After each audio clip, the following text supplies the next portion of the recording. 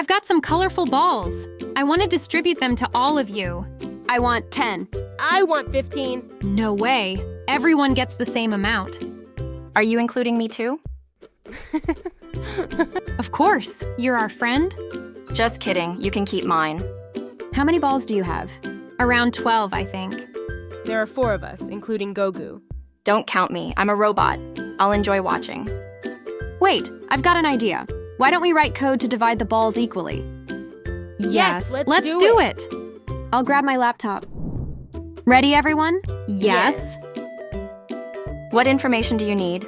The number of balls. And the number of friends. Exactly. Let's start the coding. First, we'll ask for the number of balls.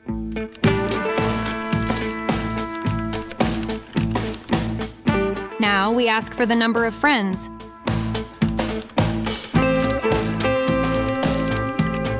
These variable names are too long. Gogu, can we shorten them? Sure. Just make sure the names are still meaningful. How about knob for number of balls? That works. Let's modify the code then.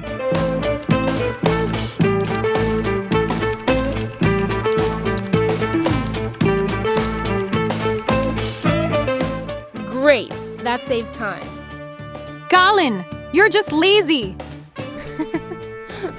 No, I'm just efficient. Gogu knows I'm right. No comment. What's next? We need the formula for dividing the balls. Which symbol do we use? A slash. Got it. That's right, but remember to convert the data into numbers. Oh, I forgot. Let's fix that. Is that correct, Gogu? Spot on. Now, let's display how many balls each friend gets. You've done it. Now let's run the code.